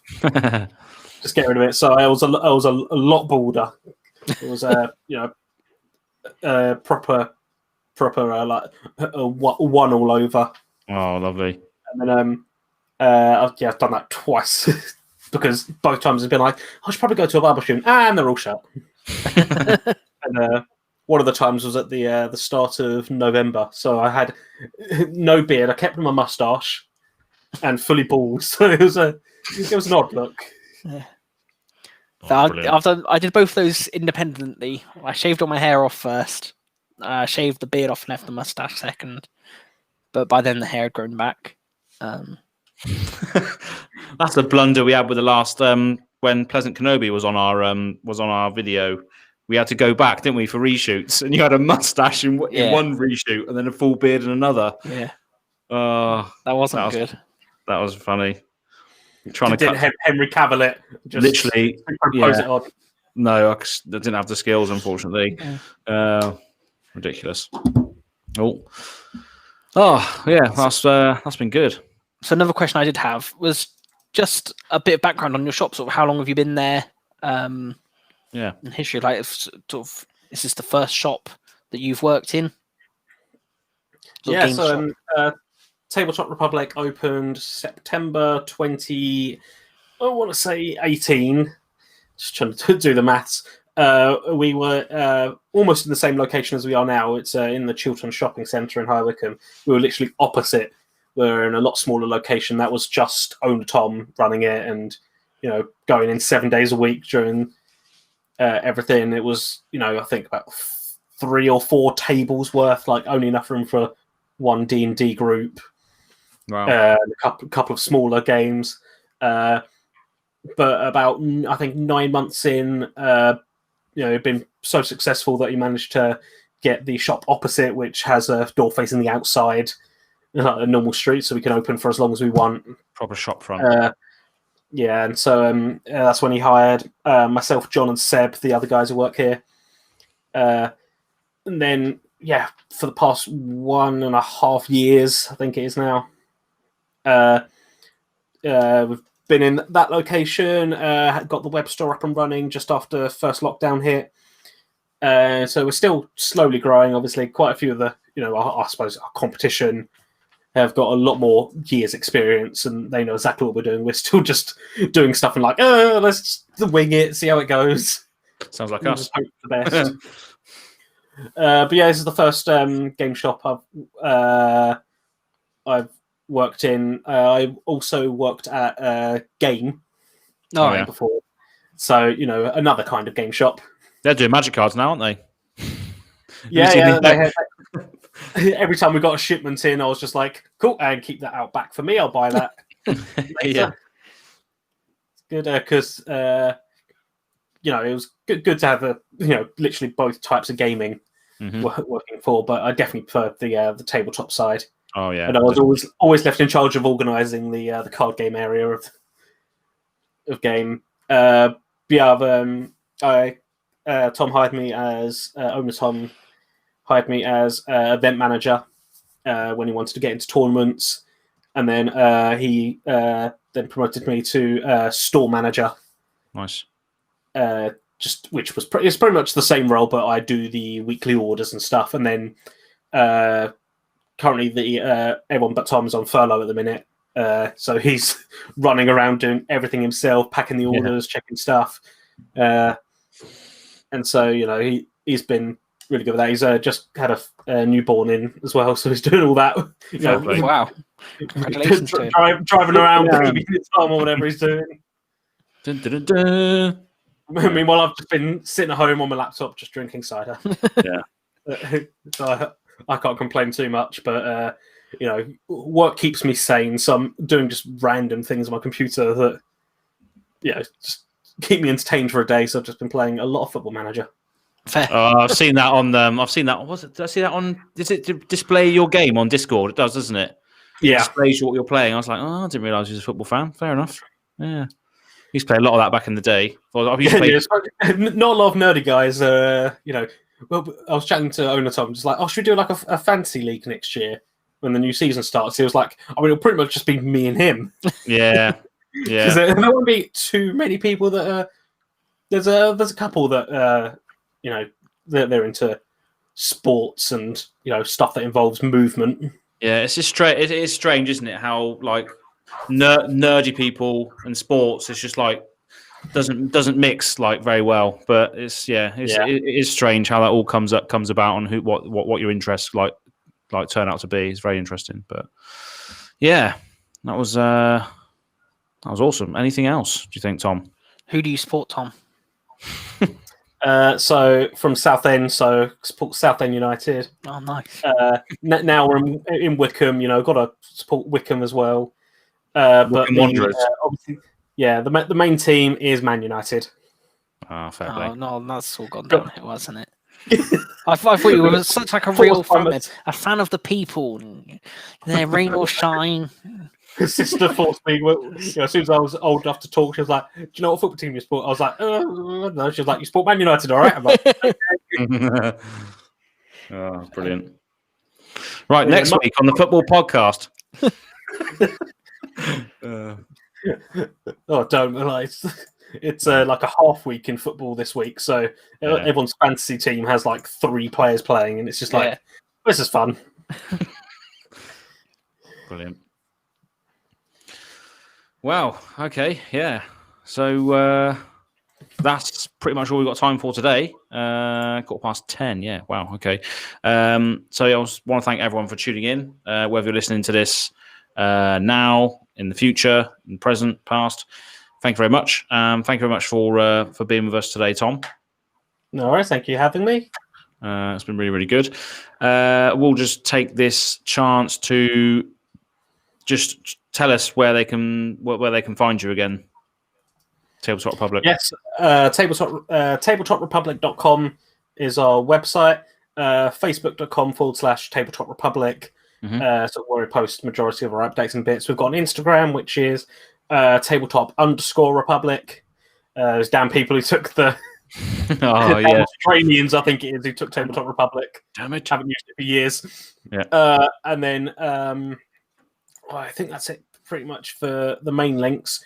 We've also got a TikTok that we haven't posted on yet, but I literally just started up just to memes. But when we're able to go back into the store, and to post, bits, or do our Tabletop Republic.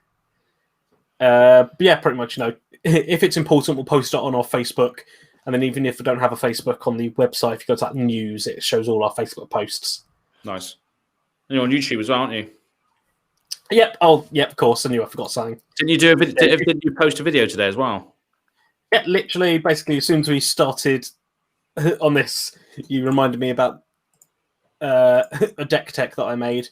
So on YouTube.com, I think it is just /Tabletop Republic again. Yeah. All kinds of stuff, all kinds of community uploads as well. I've got a few people from in the community posting bits, but I post a bit on there, do some of my EDH decks, and also some of my 40k bits and all kinds of things. So it's not just stuck on one game. Yeah, good. Yeah, just a bit of everything, which is what I like. It's good. But all the links will be in the show notes below. If you're watching this, all the links to all these will be in the show notes below, so you can go and have a look. Thank you very much for tuning in. Make sure you like this video and subscribe to our channel as well. That'll be great. And where else can they find us, Tom? So we are now on iTunes, Spotify, Google Podcasts. Yeah. I think we're also on Amazon Podcasts as well now. We are everywhere. Just keep looking. Just keep looking. Under a rock, hopefully. Hopefully, yeah. And then just check us out on Twitter and Instagram too. Yeah, that'd be good. And there's also in the show notes below as well. I haven't given you a link to this yet, but we now do have merchandise as well. So there is I've called it the Sunset Nostalgia design, which is basically like the retro synthwave sun thing with our logo on it. It's just a bit of fun, really. Just putting it out there and just maybe get some people wearing it. And maybe just get some, when we get past the term versus going again, just giving the shops maybe a free shirt that you can wear a couple of times. Just when you're back working again, give us a little plug. And when we demolish you again, we can burn the shirt. Yeah. Up in flames. But yeah, so you got all sorts on there. You got hoodies on there, t-shirts, sweatshirts, joggers. So that's just design that we've got at the moment. There's going to be loads of different things on there, from like EDH, MTG slogans, all sorts of things that all of our Magic players will like. So we can try and sort of cater to everyone. But yeah, I thought that was quite cool. And I think that's pretty much it. Nothing else going on. Just posted a deck tech, but the regular series at the moment are going to be Tom's thing, your story thing. The story of Magic. The story of Magic. Into the story. So it's called. Into the story, yeah. We got Josh's EDH etiquette man and van. So he's going to be recording more sort of EDH stuff, rules and just how to play the game, how to play it nicely, what his opinion is on certain matters like mass land destruction. We covered that in the last video and all sorts of stuff. So keep up to date with that. So you'll upload more for that. And potentially whoever joins our Discord, which again will be in the show notes below, will get involved with eventually, hopefully, recording videos on there and releasing those. I'm still experimenting with what works with regards to that. And people like yourself, Tom from Tabletop Republic, you're a guinea pig with that. I've got you on a few videos, just testing stuff. So hopefully we'll see some online games in the future as well, EDH games, because we can't do the whole in-person thing at the moment, which sucks. But yeah, hopefully get some good content on gameplay over to you soon. That's pretty much it. So thank you very much for tuning in for the Past Turn podcast. Thank you very much for Tabletop Republic for joining us, and we will see you on the next one. Bye-bye. Thanks, Tom.